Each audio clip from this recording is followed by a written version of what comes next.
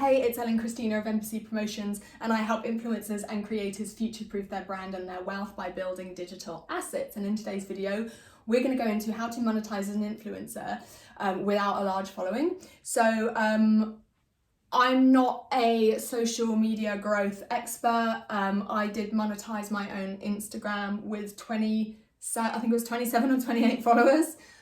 So I do know a little bit about being seen as an authority, even with a new account and not many followers, and kind of just niching down, finding your audience, finding the kind of people who would buy from you, creating content that kind of resonates with them and also attracts more of them into your world, and kind of speaking to them in a way that's not just sell, or creating educational content, but in a way that kind of invokes a bit of emotion and a bit of feeling. We know that emotions and feelings drive sales or drive leads and sales. So obviously kind of like that's something really important that you will want to nail if you do have a kind of a smaller following, because when you've got a massive following, like hundreds of thousands or like millions of people, you can pretty much show up and barely sell something in a way that's actually a good way of selling, and you can still make sales, you can still hit those numbers. It's kind of like throwing enough spaghetti at the wall and seeing if it sticks. But obviously when you've got like a much smaller number, then you're really going to have to harness that sales experience. And I know that a lot of you will be thinking, but I'm an influencer, I'm a creator, I'm not a salesperson. Honey, any job that you want in your life where you want to be your own boss and you want to show up on social media and try and get people to buy something, honey, you need sales experience, okay? So if you're like, I don't want to be a salesperson, then you're in the wrong job, in my opinion. Right, moving on. So how to kind of monetize without a large following. So what I want to speak to first to you about is like niching down. So let's just put on here like small following. Maybe you're like a micro influencer. Small following. So now whenever people told me to niche down, I was kind of just like, A, what the hell is niching down? B, why would I want to make the pool of people who are...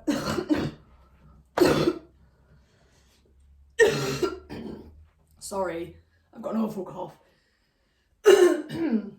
So sorry, I don't edit my videos either, so I just have to crack on with it. Sorry, loves.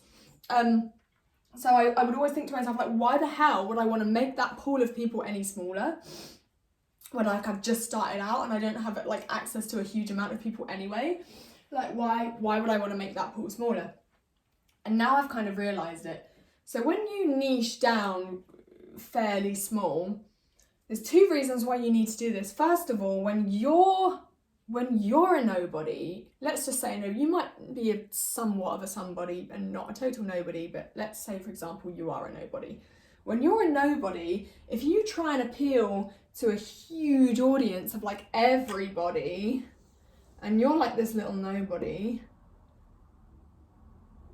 look at you in comparison to these people. You're like, there's way too many people here for you to get noticed. If you target everyone, you target no one. So imagine then that you've niched down and you're still this little dot, you're still this nobody in this massive pool of people on social media. Imagine now that you've like niched down. And look at how much smaller that circle's are, but look how close you are to them. Look how much access you can have to them. Look how easier it would be to stand out in that tiny little circle than it would be to stand out in that massive one. Is that making sense? So, but you don't have to stay this small.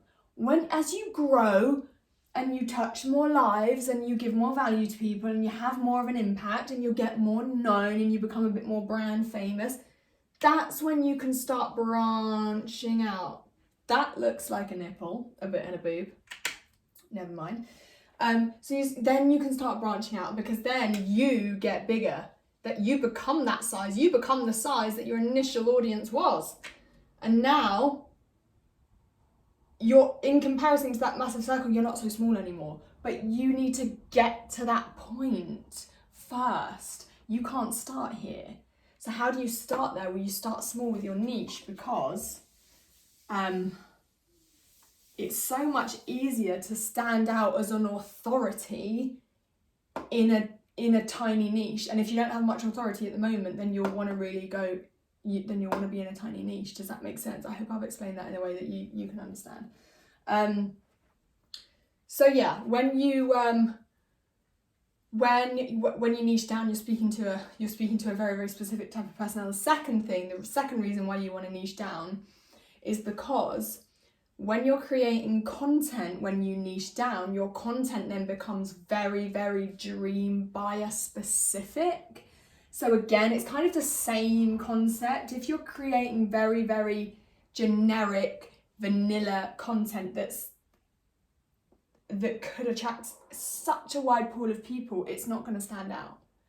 But if you niche down and you start creating content that literally speaks to a specific type of person, like me, right now I'm so niche because all I do is talk about influencers and creators. I'm not going to talk about just influencers and creators forever, but right now I'm so niche and I want to attract just a certain type of person that I start everything, all my content, all my hooks on Instagram, on YouTube, everything is influencers and creators. Hi, I'm Ellen and I help influencers and creators. I'm repelling anyone else right now because I need to become the category queen or king if you're a guy. I need to become the queen or king of that category. Influencers and creators, entrepreneurial influencers and creators who want to build digital assets and own digital businesses. I'm going to be the authority in that category because it's so niche and so unique, and I'm creating content like this video that speaks directly to them, that I'm going to be the person who people go to for that. And only then, when I serve that niche to the best of my ability and I feel like I've taken it as far as I can take it, then I can start branching out, because I'm sure then at that point I'll be known for different things and I will have grown in different ways. And so that's why it's so important to niche, because A, stand out more in a smaller circle, and B, the content that you create will be speaking directly to those people. It's going to repel anyone who's not your dream client, attract all of the people who are your dream client, and that's how you can really have success quickly. So the second thing besides niching down that I want to talk about is collaborating when you have a smaller audience. So if you have, let's say you have like 5,000 followers on social media, and you then go and do a collaboration with another creator or influencer who also has 5,000 followers. So you're not going to someone who has like 1 million followers with someone with 5,000 followers and saying, hey, let's do a collaboration, because obviously there's like a bit of a mismatch there. People will not do collaborations with you unless your platform is worth them spending their time to get in front of your audience. Someone with 1 million followers isn't bothered about getting in front of someone's audience that only has 5,000 people in it. Somebody else with a following of 5,000 people is very, very interested in getting in front of 5,000 different people, okay? Because then their audience becomes 10,000 without them needing the extra 5,000 followers. So that's why you want to be doing collaborations, joint ventures. Please, please, please, please, please don't think that you are above this, or that you don't need to be doing this, or because like it's not that deep. Like, getting in front, like leveraging the audiences that other people have built is the fastest, quickest. It's not the quickest, it's it's not the fastest or quickest, because these relationship building obviously takes time. It needs to be genuine, it needs to be slow, but it's definitely like the easiest, and once it happens, it's quick. That's kind of what I'm trying to say. So building the relationship to get the collaboration in the beginning isn't quick, because people aren't just going to be like, yeah, from one reach out. They might do, but it's probably not the norm. But if you can then do a collaboration with someone, go on their podcast, do a joint Instagram post with them, do a joint live with them, do a joint YouTube video with them, suddenly the second that piece of content goes out, you are in front of a whole nother audience quicker than you would be if you tried to do that with your own organic growth, or using ads, or anything. Like, this is honestly one of the most underrated ways to get more eyeballs on you and grow your audience. So that's collaborations. The third thing I'm going to talk about with you, let's just number these because I know y'all like numbers. The third thing I'm going to talk to you about is, I've kind of touched on it already, but we want to do like feelings. So people are more inclined to kind of take a specific action when it's driven by an emotion or a feeling. So if you are at that point at the moment where you've got like a kind of smaller audience and you want to connect more with people, then definitely be creating content that's telling a story about, you know, telling your story, sharing your personal story, sharing struggles, sharing journeys, sharing bits of your life. I heard somebody say something interesting about Instagram stories the other day, saying you should be using Instagram stories as like a group chat, which I thought was really funny and quite good, because it's like, I post the most random stuff on my Instagram stories. Like, one thing will be about business and the next thing I'll be like, it will be like a picture of me or a video of me in the hairdressers or something, like, and I do kind of use it as like a funny kind of group chat. So I know that I'm using my stories correctly. You should be too. So definitely, you know, so feelings, you know, if you're trying to guide some of your followers towards a buying decision, then you want to be talking about the feelings that they might be having without buying that product, and then the feelings that they'll be having after they've bought that product. What problems is that product going to solve for them? So I'm just going to move on really quickly from that one. Now the fourth one, can you still see down here? Yeah. The fourth one, you might not have ever heard this term. The fourth one is called direct response. Now, the type of marketing and sales that I teach, that I embody, that I'm obsessed with, is called direct response marketing. What direct response marketing is different to traditional marketing. Direct response marketing is designed to invoke an immediate reaction from every single piece of content, every single ad, every single dollar spent.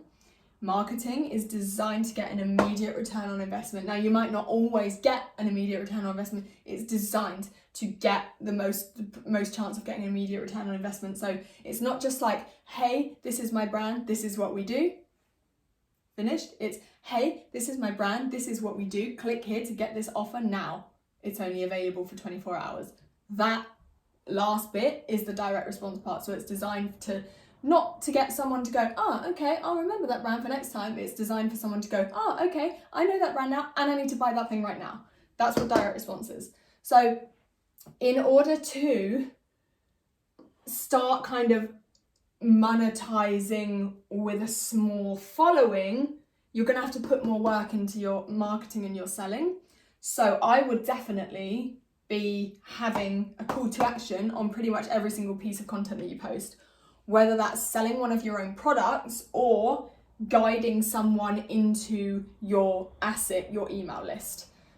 So basically every single thing needs to point towards something that you're selling, or at the very least, somebody giving you their email address and going onto your email list, which is your best digital asset that you will ever build. It's your company there, right there, that's your company.